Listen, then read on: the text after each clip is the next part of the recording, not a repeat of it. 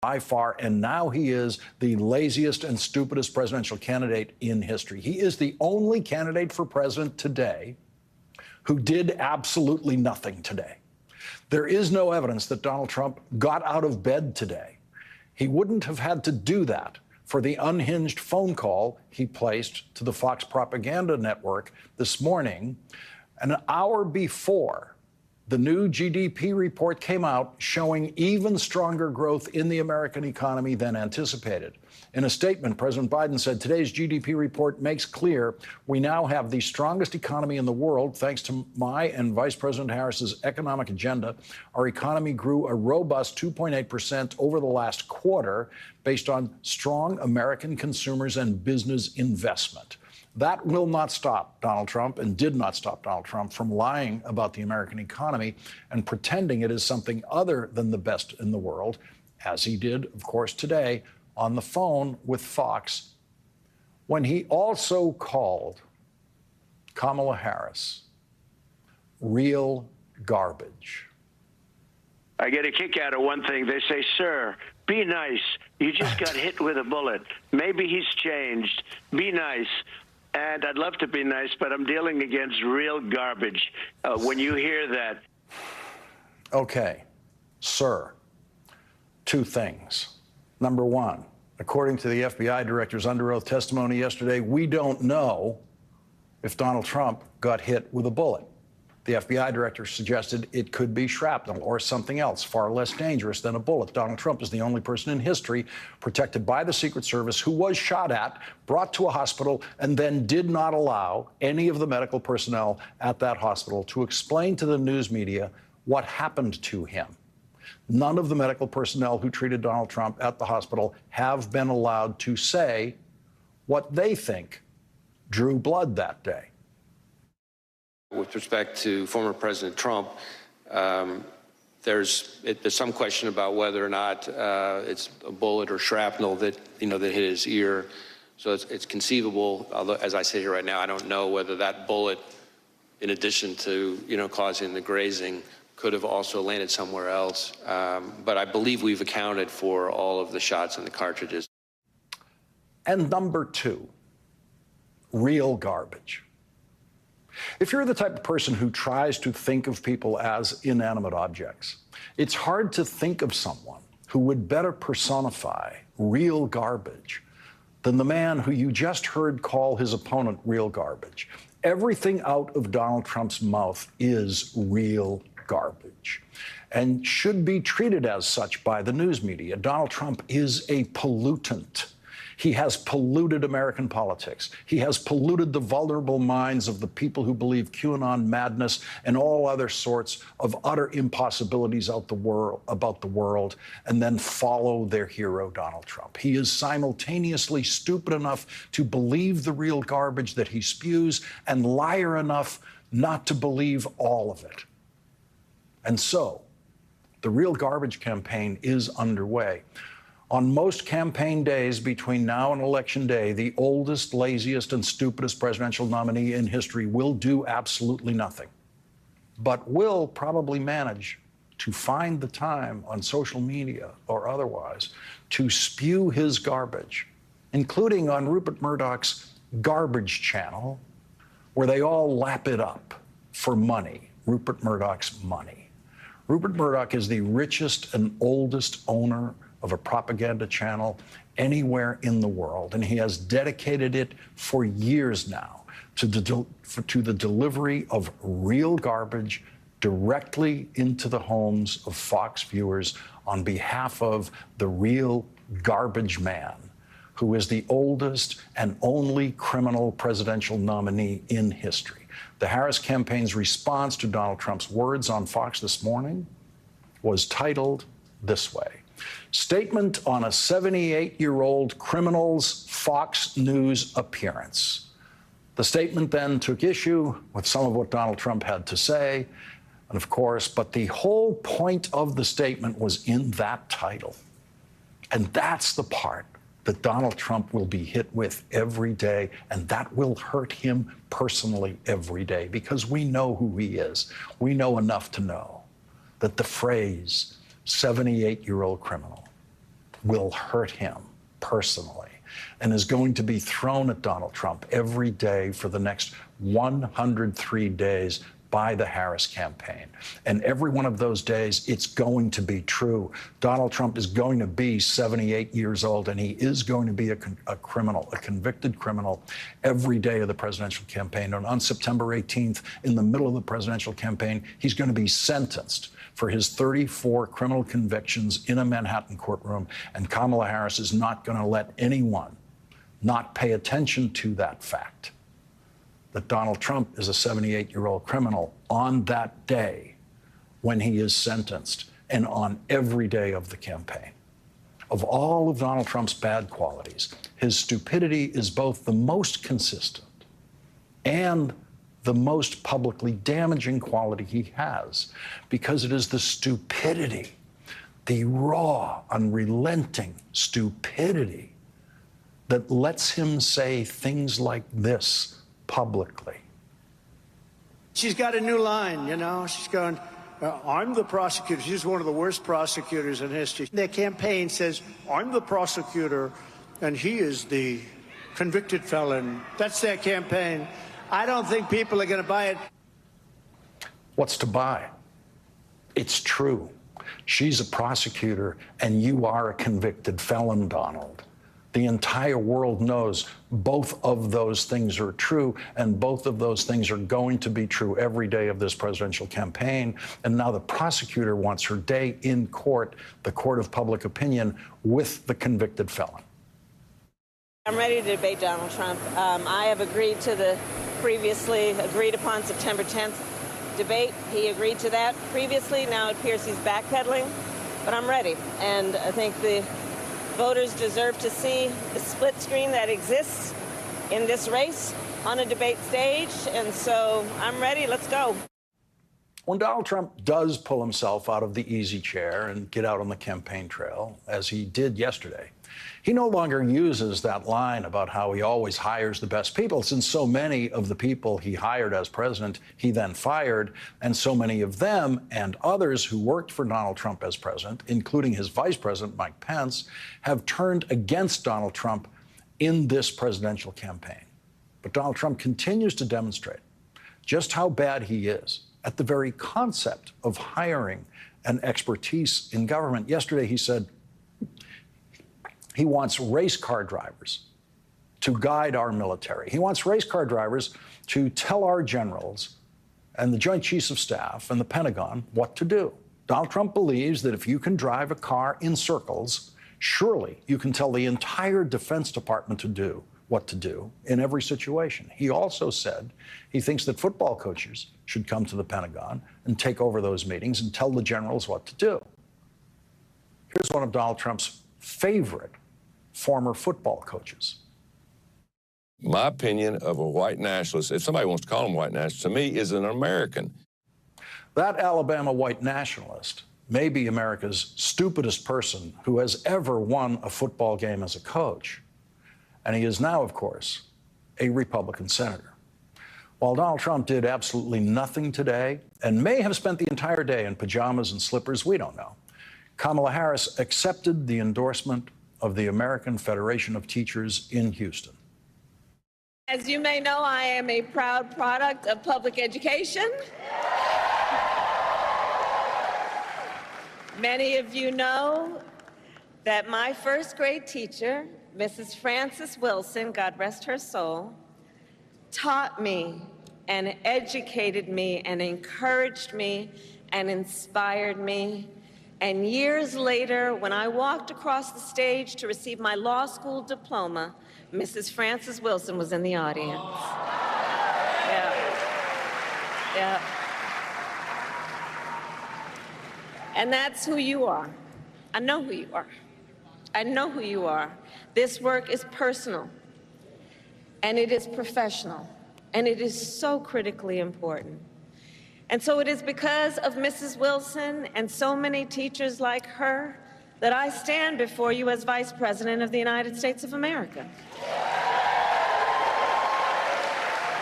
And that I am running to become President of the United States of America.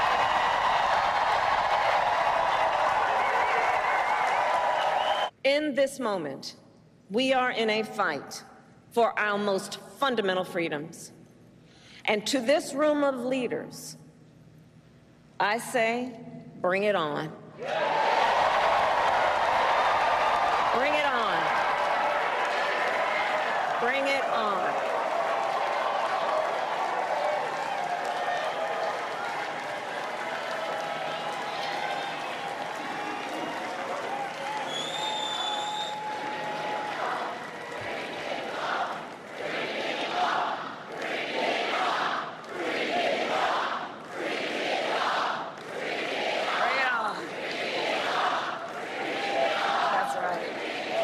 Because here's the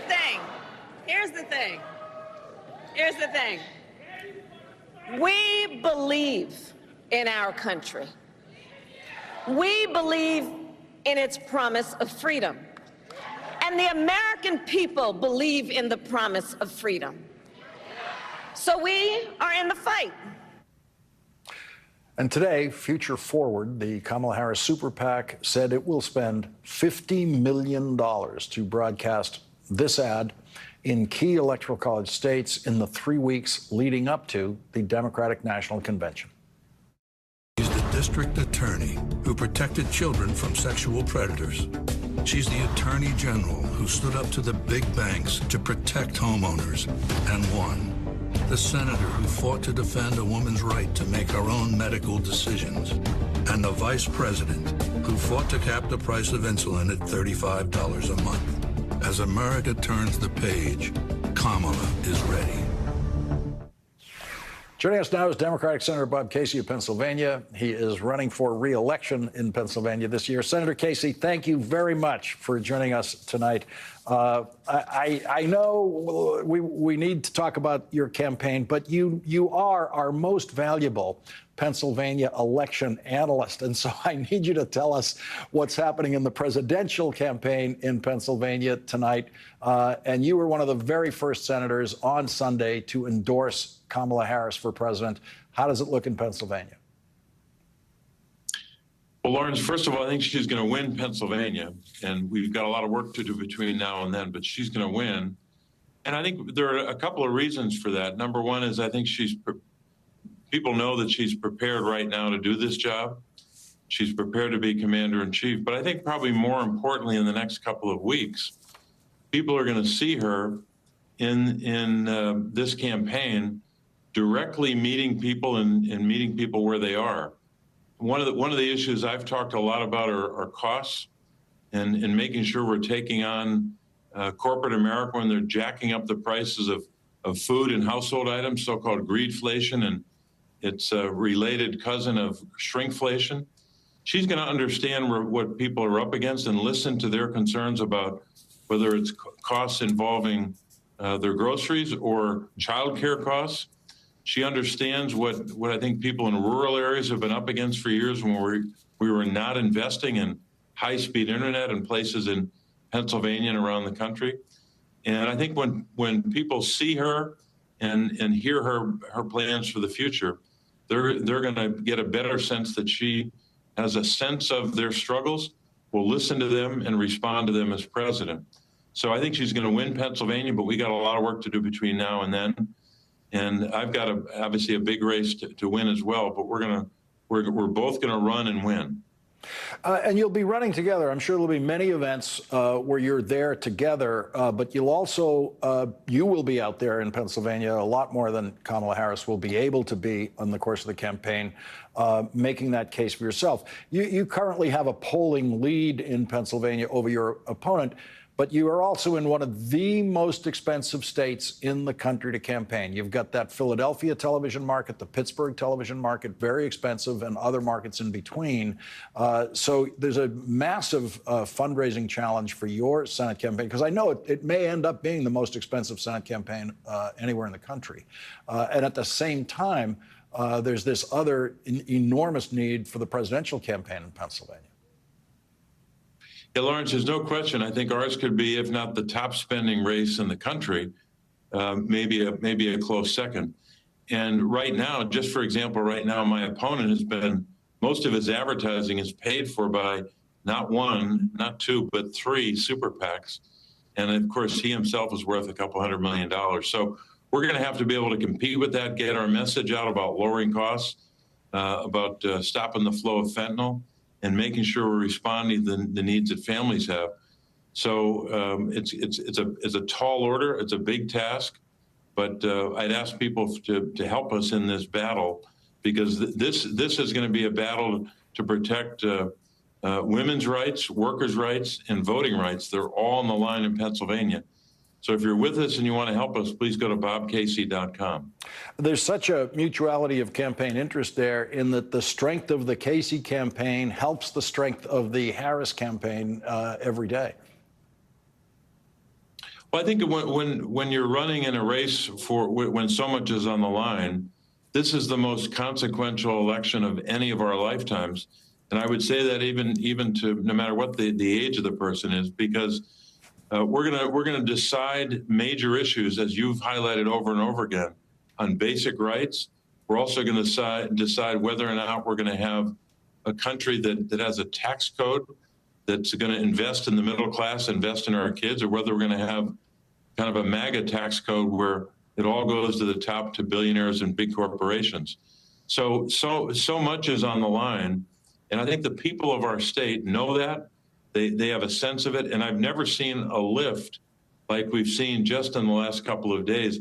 The only thing comparable is the early months or maybe the summer of 2008 when President Obama was running. It's the same kind of energy and dynamism that you hear from voters of all ages all across the board. And you delivered that key endorsement of Barack Obama in the 2008 primary season in Pennsylvania. That was the Bob Casey endorsement in Pennsylvania is always the most important. Senator Casey, thank you very much for joining us tonight. Really appreciate it. Thanks, Lawrence. Coming up, Vice President Harris met with Benjamin Netanyahu today. You will hear what she had to say about that next. And we will be joined by President Obama's former ambassador to the United Nations, Susan Rice. That's next. One way to avoid expensive car repair bills is to be a race car driver.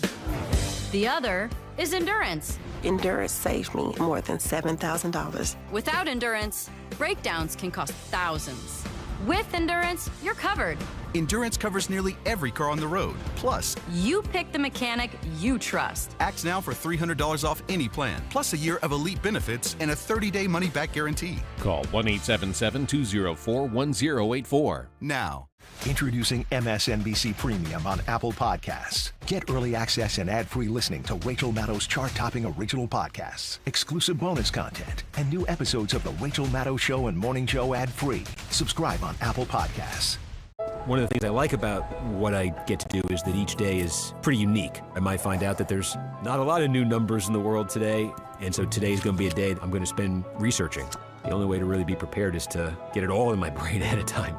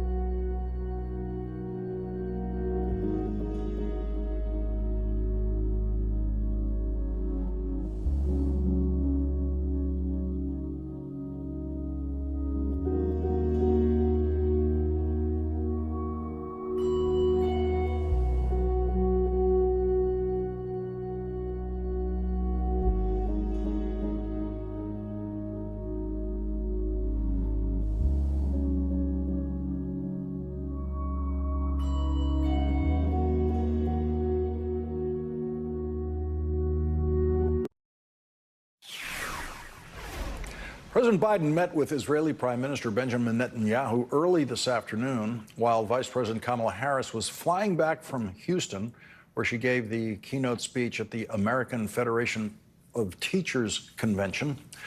When Vice President Harris returned to the White House, she met with Netanyahu in the vice president's office. After that meeting, the vice president said this. All right, good afternoon, everybody. Good afternoon.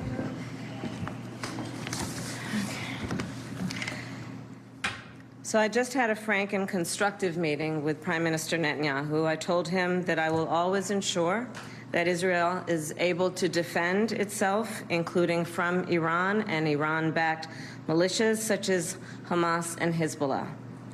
From when I was a young girl, collecting funds to plant trees for Israel, to my time in the United States Senate and now at the White House, I have had an unwavering commitment to the existence of the State of Israel, to its security, and to the people of Israel. I've said it many times, but it bears repeating. Israel has a right to defend itself, and how it does so matters. Hamas is a brutal terrorist organization. On October 7, Hamas triggered this war when it massacred 1,200 innocent people, including 44 Americans. Hamas has committed horrific acts of sexual violence and took 250 hostages. There are American citizens who remain captive in Gaza. Sagi Deko Hen, Hirsch Goldberg, Poland, Idan Alexander, Keith Siegel, Omer Nutra, and the remains of American citizens Judy Weinstein, Gad Haggai, and Itai Hen are still being held in Gaza.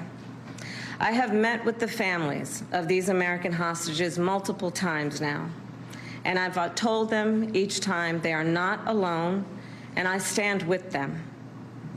And President Biden and I are working every day to bring them home.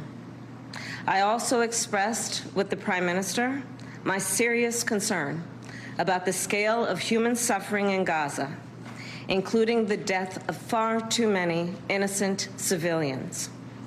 And I made clear my serious concern about the dire humanitarian situation there, with over 2 million people facing high levels of food insecurity, and 500,000 people facing catastrophic levels of acute food insecurity. What has happened in Gaza over the past 9 months is devastating. The images of dead children and desperate, hungry people fleeing for safety, sometimes displaced for the second, third, or fourth time. We cannot look away in the face of these tragedies. We cannot allow ourselves to become numb to the suffering, and I will not be silent. Thanks to the leadership of our President, Joe Biden, there is a deal on the table for a ceasefire and a hostage deal. It is time for this war to end, and end in a way where Israel is secure, all the hostages are released, the suffering of Palestinians in Gaza ends, and the Palestinian people can exercise their right to freedom, dignity, and self-determination. There has been hopeful movement in the talks to secure an agreement on this deal. And as I just told Prime Minister Netanyahu, it is time to get this deal done. Our next guest is one of the more than 350 former national security officials who signed a letter endorsing Vice President Harris for president. Joining us now is Susan Rice, who served as United States Ambassador to the United Nations in the Obama administration. She later served as President Obama's National Security Advisor and most recently as White House Director of the Domestic Policy Council for President Biden. Ambassador Rice, thank you very much for joining us tonight. I want to go, first of all, to you and the 350 other national security officials who signed that letter. What is at stake? What do you see, just on foreign policy terms, that is at stake in this election? Well, good evening, Lawrence. It's good to be back with you. I was proud to be among the 350 or so national security leaders of both parties who signed that letter. We signed it because we know that Kamala Harris is uniquely experienced and ready to serve as commander-in-chief. She's got more national security experience going into this job, and will have when she is elected president, than the 4 presidents that preceded Barack Obama. That preceded Joe Biden. And her record is one that holds up in comparison to anybody else's. She's taken more than 20 foreign trips to 20 countries. She's met with more than 150 world leaders. She sat in the Situation Room and taken the presidential daily brief every day of this administration. And she's ready. And what you heard in her remarks following her meeting with Prime Minister Netanyahu were really pitch perfect and indicative of the kind of leader she will be as president. Ambassador Rice, it's so great to have you here tonight on foreign policy, but please come back, because you're one of the only people, this happens once in a generation, that someone is a high-ranking official on foreign policy and later on domestic policy in the White House. I think of Daniel Patrick Moynihan in the past, and I offhand cannot think of another one. And so please come back as often as you can on other issues. But as we concentrate on the foreign policy issues raised today, especially involving Israel, the Vice President talked about this two-state solution. Let's listen to the way she said that. I remain committed to a path forward that can lead to a two-state solution. And I know right now it is hard to conceive of that prospect, but a two-state solution is the only path that ensures Israel remains a secure, Jewish, and democratic state, and one that ensures Palestinians can finally realize the freedom, security, and prosperity that they rightly deserve. In the event that Kamala Harris wins, as new polls are indicating she is on track to do, when and if she is president-elect, how would you advise her to begin pursuing or to continue pursuing the two-state solution that Joe Biden has been pursuing? Well, Lawrence, first of all, this war has to end, and it has to end quickly with a ceasefire and the plan that the president laid out, the 3-stage plan that the vice president again reiterated. That's job one. And we will need to ensure that the hostages come home, that Gaza has the humanitarian assistance that it needs so desperately, and that there can begin to be a process of rebuilding from what has been the devastation that resulted from Hamas's horrific attack on Israel on October 7th and the Israeli military campaign to eradicate Hamas. So first and foremost, we need to put to bed this conflict and begin the process of rebuilding.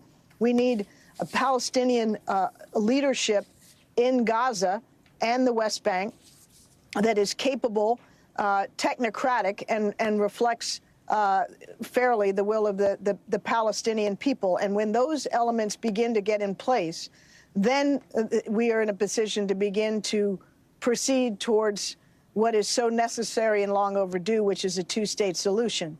But, you know, that, as the vice president said today, that is not something that we can realize immediately, and many people view it as more remote a possibility than ever before. But it has to be clearly our goal and intent. It has to be something that both sides are committed to.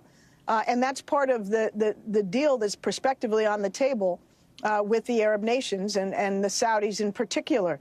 The prospect of normalization of relations with Israel in exchange for, among other things, a credible, serious, time-bound path to peace for and a two-state solution.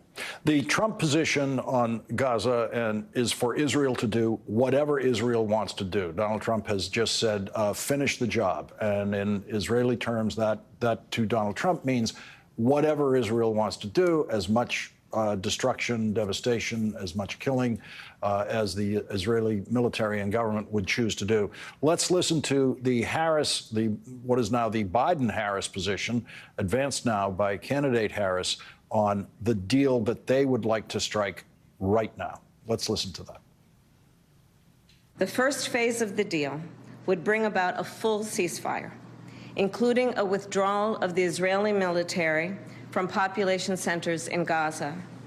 In the second phase, the Israeli military would withdraw from Gaza entirely, and it would lead to a permanent end to the hostilities. And by comparison, Donald Trump has not uttered a single sentence like that, not a word about any kind of ceasefire. How can President Biden and Vice President Harris at this point advance that deal? Well, they have to make very clear, as I'm sure they did today to Prime Minister Netanyahu, two things. One, that the patience of the world, the United States and the international community for an endless war is over. And secondly, that it is not in Israel's interest for this war to continue indefinitely. They are facing Hezbollah on their northern border, increased attacks by the Houthis out of Yemen. The whole region is at risk of conflagration.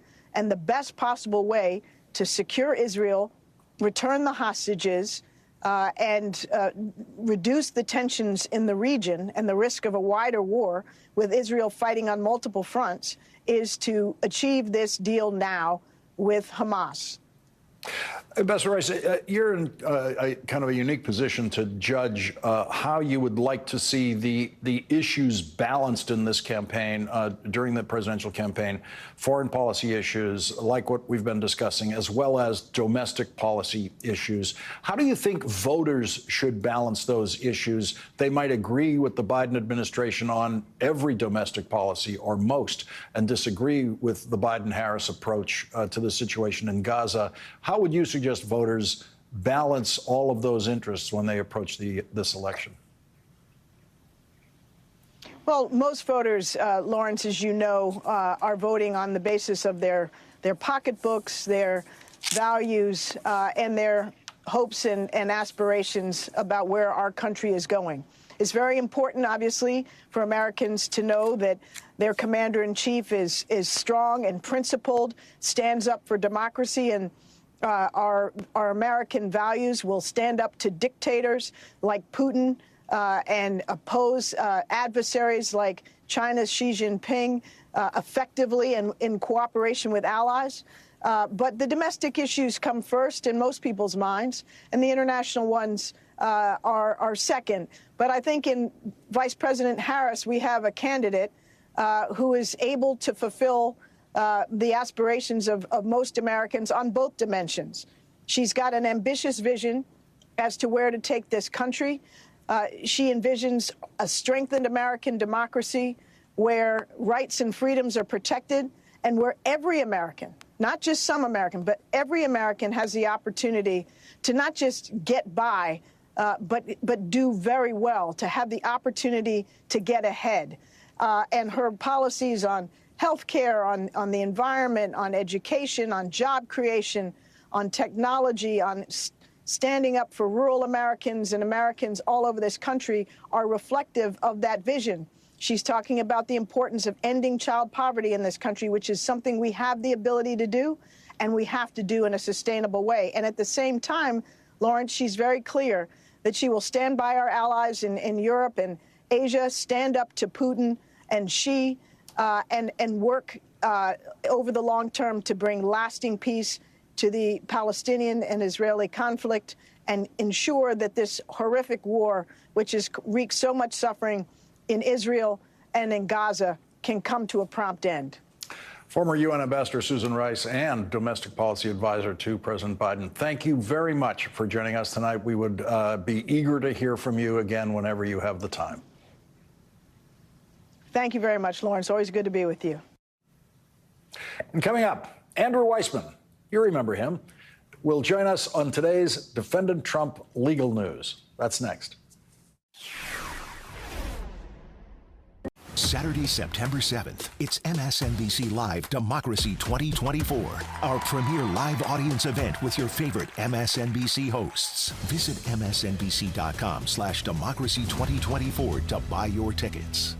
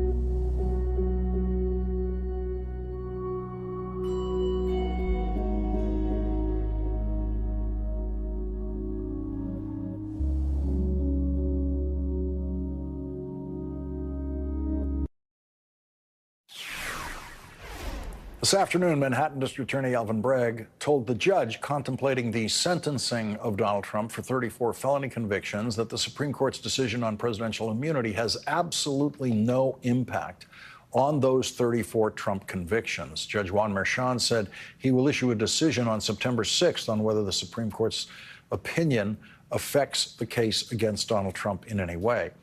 There is no dispute that almost all of the evidence in the case is not affected by the Supreme Court decision, which is relevant only to actions taken by a president while in office. Most of the testimony in the Manhattan criminal case against Donald Trump was about activity, including an evening with porn star Stormy Daniels that took place several years before Donald Trump even ran for president.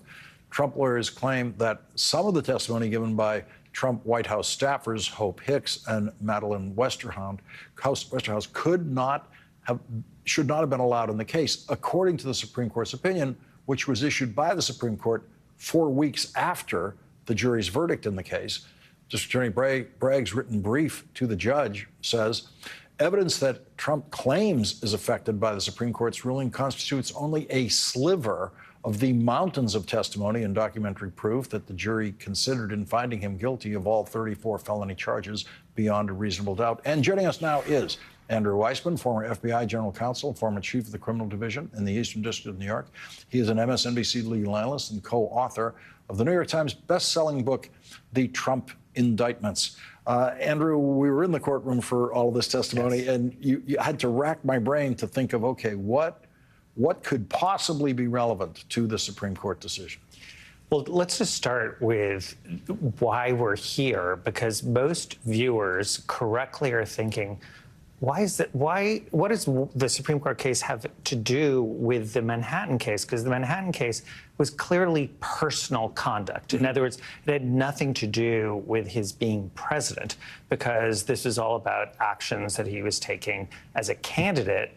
And then there was a certain time period where he was president where there was evidence about his signing checks. So you're sort of thinking, this is clearly personal conduct. How could the Supreme Court decision about immunity when you are president have anything to do with this? And it's because Justice Alito, at oral argument, came up with this crazy theory and managed to get 6 votes for it, actually 5 votes, excuse me.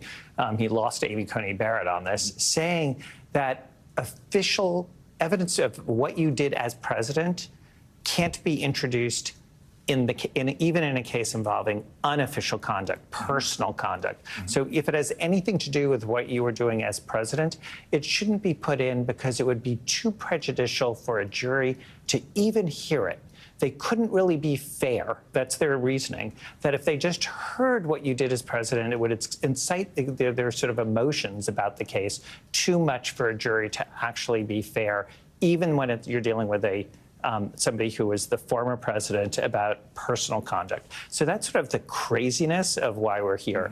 And there are lots and lots of arguments that the DA makes that are very strong, some of which is that the issues here weren't preserved. In other words, in order to have this claim, you have to have made the claim at the time. The second is that even the Supreme Court case isn't really talking about evidence in this case that is official. Most of this is really unofficial, so we're talking about a really small amount. And the thing that you were just referring to is what's called harmless error, meaning that this is a grain of sand on the beach, that the results would have been the same. I'm going to give you a prediction that Judge Merchan on September 6th is going to say that the convictions stand. There's just too many different good arguments made by the DA today as to why this is sufficient. And we may find ourselves on September 18th, which the judge said is the date that he may, in fact, go ahead and sentence defendant Trump, the Republican nominee for president. I will be in the courtroom on September 18th. Just to give the audience an understanding of harmless error, it would be in the range of the witness who testified, that Madeleine Westerhouse testified, that Federal Express envelopes would arrive at the White House through a certain route outside of the White House, and that's how these checks would be brought into the president. You could theoretically say that needs to be excluded based on the new Supreme Court opinion, because you're describing a White House process. A judge could look at that and say, Okay, we might exclude that because it's a White House process. But because we didn't exclude it, it is an absolutely harmless error. That description of the FedEx through the White House had nothing to do with the jury's verdict. Yeah, you know when this usually comes up? When I used to do mob cases, a defendant would say on appeal, I should have been able to cross-examine Sammy Gravano, the underboss and a witness, on yet another bad act. And a court would say, wait, you crossed him on 19 murders. This isn't going to change anything to a jury. So the idea of harmless error is that this is something, if you took it out of the case, the court is still convinced that the jury would have reached the same result.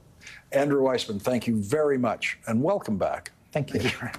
And coming up, March for Our Lives, the gun safety group co-founded by David Hogg, delivered its first ever endorsement of a candidate to Kamala Harris. David Hogg will join us next. One of the things I like about what I get to do is that each day is pretty unique. I might wake up and find out there's a brand new poll out, and I want to dive into it and get something on air about that poll. Or I might find out that there's not a lot of new numbers in the world today, and so today's going to be a day I'm going to spend researching, learning about a state, about the different counties, about the voter history, about the demographic trends, and just committing that all to memory. The only way to really be prepared is to get it all in my brain ahead of time.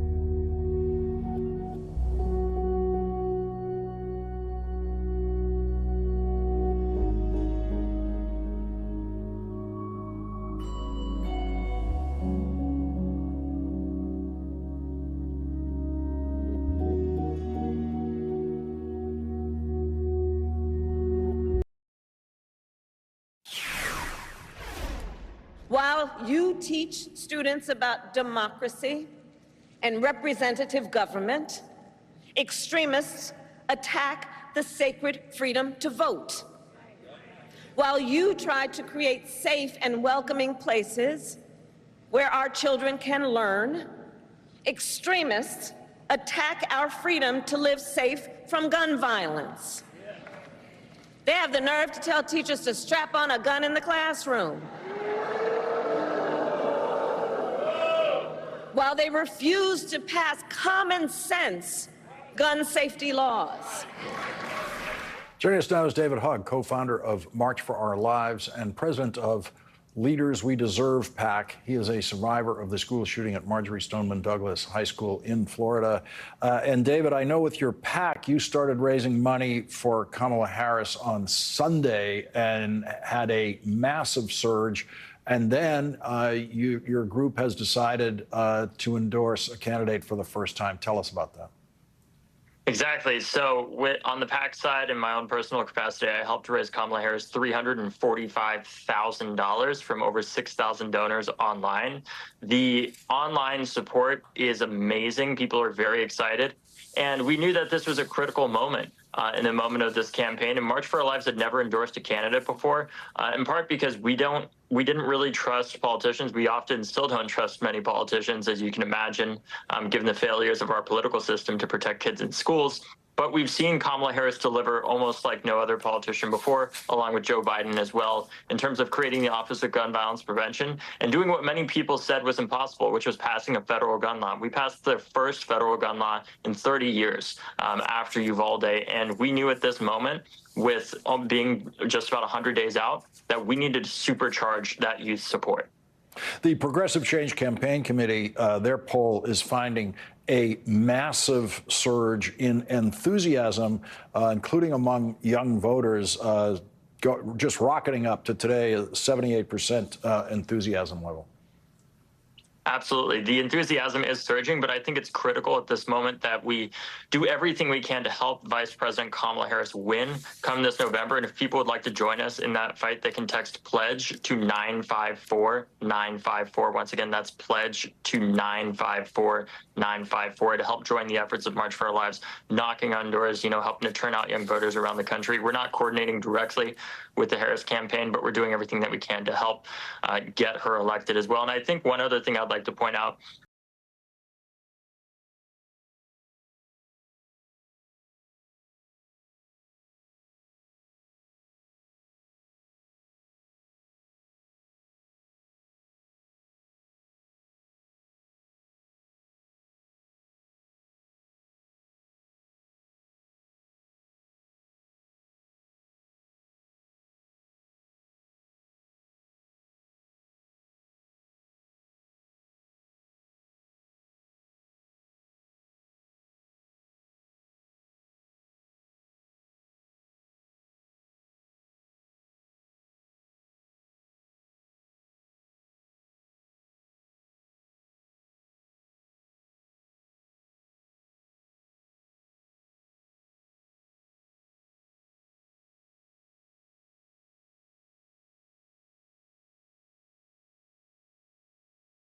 Gast. Indigestion, Iberogast. Bloating, Iberogast. Thanks to a unique combination of herbs, Iberogast helps relieve 6 digestive symptoms to help you feel better. 6 digestive symptoms, the power of nature. Iberogast. Okay, someone just did laundry. No, I add Downy Light so the freshness really lasts. Yeah, most Senate stuff gives me a headache, but this is just right. And I don't like anything. But I like this.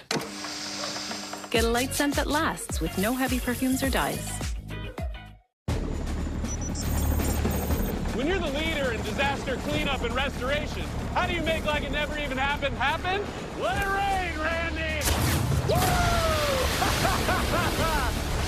Yes!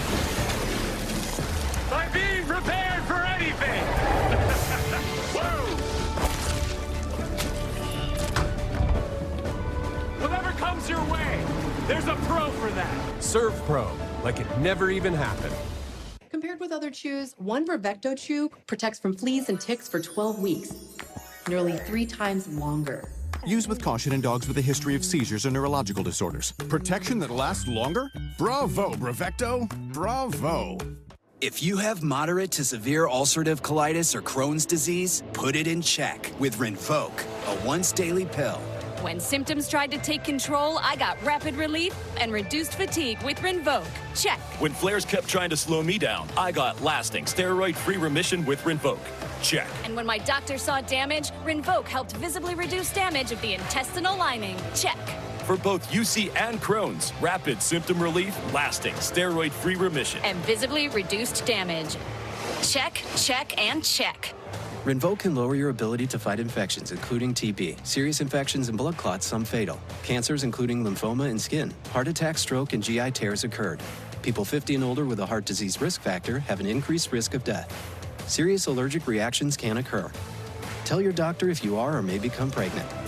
Put UC and Crohn's in check and keep them there with Rinvoq. Ask your gastroenterologist about Rinvoq and learn how AbbVie can help you save. My hair was thinning all around my hairline. My dermatologist recommended Nutrafol. It's 100% drug-free and clinically tested. My hair is longer, thicker. Nutrafol is life-changing for me. Get growing at Nutrafol.com.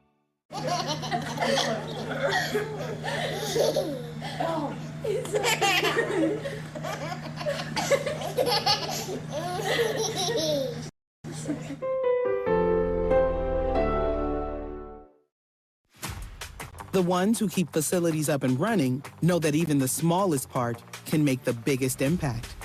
That keeping the day on track means paying attention to every detail. And that the right partner can turn every challenge into mission accomplished. Industrial-grade products backed by professional-grade expertise. Call, click Grainger.com, or just stop by. Grainger, for the ones who get it done.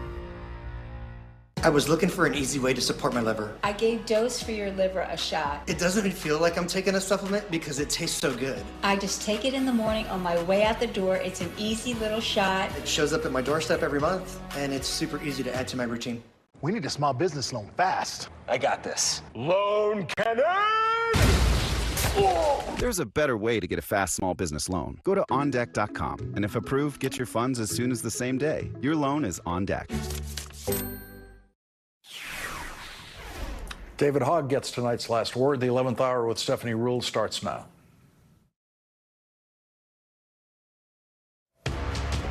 Tonight, Democrats rally around Kamala Harris. We have new reporting on a key endorsement.